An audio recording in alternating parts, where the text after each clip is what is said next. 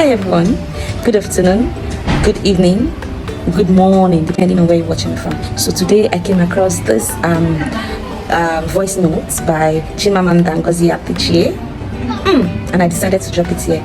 It's a bomb.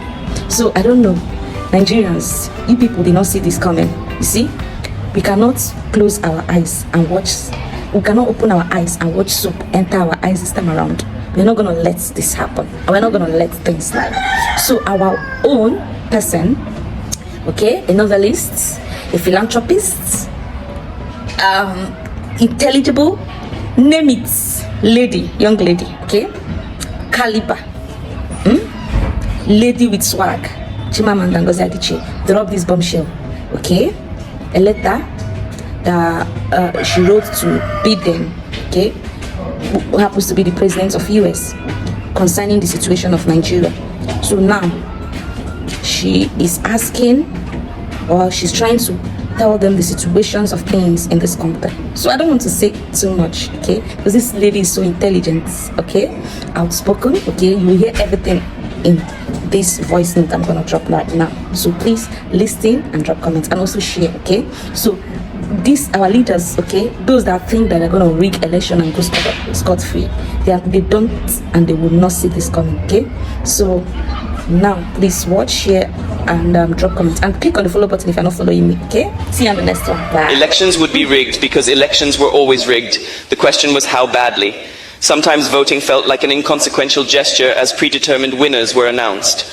A law passed last year, the 2022 Electoral Act, changed everything.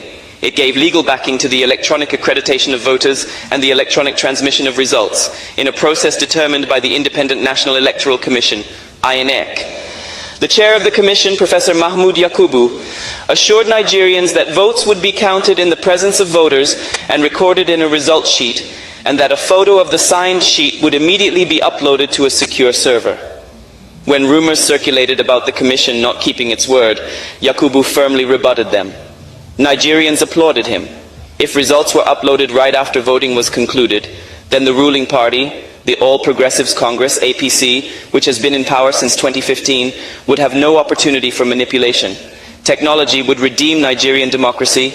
Results would no longer feature more votes than voters. Nigerians would no longer have their leaders chosen for them. Elections would finally capture the true voice of the people. And so trust and hope were born. By the evening of February 25th, 2023, that trust had dissipated. Election workers had arrived hours late or without basic election materials. There were reports of violence, of a shooting at a polling unit, and of political operatives stealing or destroying ballot boxes. Some law enforcement officers seemed to have colluded in voter intimidation. In Lagos, a policeman stood idly by as an APC spokesperson threatened members of a particular ethnic group who he believed would vote for the opposition. Most egregious of all, the Electoral Commission reneged on its assurance to Nigerians. The presidential results were not uploaded in real time. Voters, understandably suspicious, reacted. Videos from polling stations show voters shouting that results be uploaded right away. Many took cell phone photos of the result sheets. Curiously, many polling units were able to upload the results of the House and Senate elections, but not the presidential election. A relative who voted in Lagos told me, "We refused to leave the polling unit until the INEC staff uploaded the presidential result. The poor guy kept trying and kept getting an error message. There was no network problem. I had internet on my phone. My bank app was working. The Senate and House results were easily uploaded. So why couldn't the presidential results be uploaded on the same system?" Some electoral workers in polling units claimed that they could not upload results because they didn't have a password, an excuse that voters understood to be subterfuge. By the end of the day, it had become obvious that something was terribly amiss. No one was surprised when, by the morning of the 26th, social media became flooded with evidence of irregularities. Result sheets were now slowly being uploaded on the INEC portal and could be viewed by the public. Voters compared their cell phone photos with the uploaded photos and saw alterations, numbers crossed out and rewritten. Some originally written in black ink had been rewritten in blue, some blunderingly whited out with Tipp-Ex. The election had been not only rigged, but done in such a shoddy, shabby manner that it insulted the intelligence of Nigerians. Nigerian democracy had long been a two-party structure, power alternating between the APC and the People's Democratic Party. until this year, when the Labour Party, led by Peter Obi, became a third force. Obi was different. He seemed honest and accessible, and his vision of anti-corruption and self-sufficiency gave rise to a movement of supporters who called themselves Obi-diants. Unusually large, enthusiastic crowds turned up for his rallies.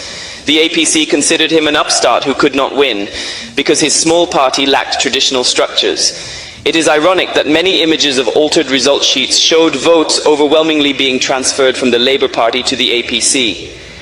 As vote counting began at INEC, representatives of different political parties, except for the APC, protested. The results being counted, they said, did not reflect what they had documented at the polling units. There were too many discrepancies. There is no point progressing in error, Mr. Chairman. We are racing to nowhere, one party spokesperson said to Yakubu. Let us get it right before we proceed with the collation. But the INEC chair, opaque-faced and lordly, refused. The counting continued swiftly until, at 4:10 a.m. on March 1st, the ruling party's candidate, Bola Tinubu, was announced as president-elect. A subterranean silence reigned across the country. Few people celebrated.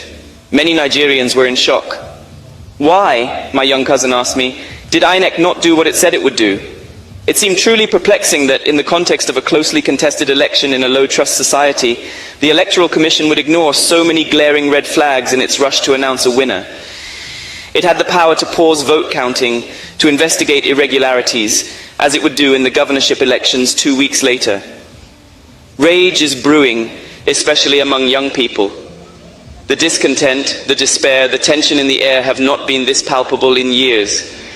How surprising then to see the US State Department congratulate Tinubu on March 1st. We understand that many Nigerians and some of the parties have expressed frustration about the manner in which the process was conducted and the shortcomings of technical elements that were used for the first time in a presidential election cycle, the spokesperson said. And yet the process was described as a competitive election that represents a new period for Nigerian politics and democracy. American intelligence surely cannot be so inept. A little homework, and they would know what is manifestly obvious to me and so many others. The process was imperiled not by technical shortcomings, but by deliberate manipulation. An editorial in the Washington Post echoed the State Department in intent, if not in affect. In an oddly infantilizing tone, as though intended to mollify the simple-minded, we are told that officials have asserted that technical glitches, not sabotage, were the issue, that much good came from the Nigerian elections, which are worth celebrating because, among other things, no one has blocked highways, as happened in Brazil after Jair Bolsonaro lost his re-election bid. We are also told that it is encouraging, first, that the losing candidates are pursuing their claims through the courts, though any casual observer of Nigerian politics would know that courts are the usual recourse after any election. The editorial has the imaginative poverty so characteristic of international coverage of African issues, no reading of the country's mood, no nuance or texture, but its intellectual laziness, unusual in such a rigorous newspaper, is astonishing.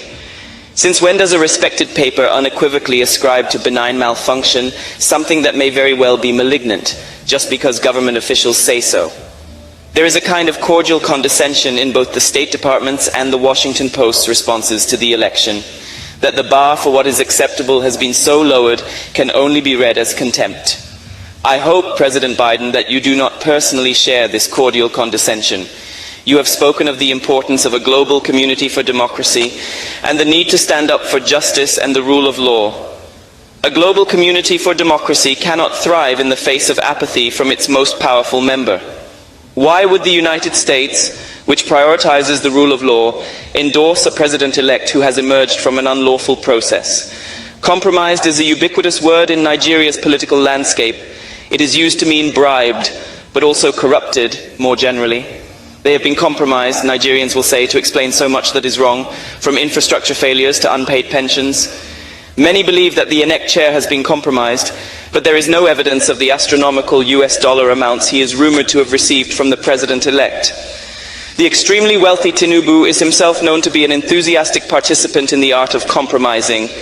Some Nigerians call him a drug baron because in 1993 he forfeited to the United States government $460,000 of his income that a Chicago court determined to be proceeds from heroin trafficking.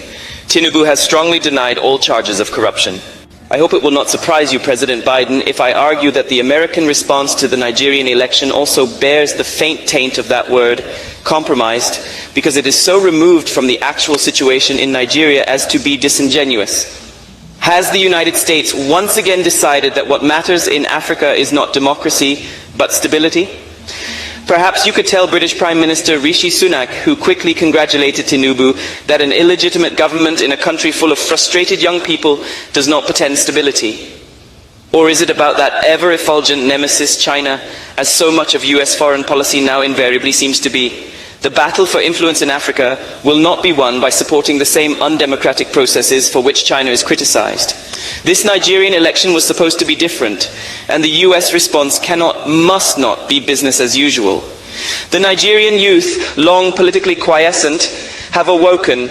About 70% of Nigerians are under 30, and many voted for the first time in this election. Nigerian politicians exhibit a stupefying ability to tell barefaced lies, so to participate in political life has long required a suspension of conscience. But young people have had enough. They want transparency and truth. They want basic necessities, minimal corruption, competent political leaders, and an environment that can foster their generation's potential. This election is also about the continent. Nigeria is a symbolic crucible of Africa's future, and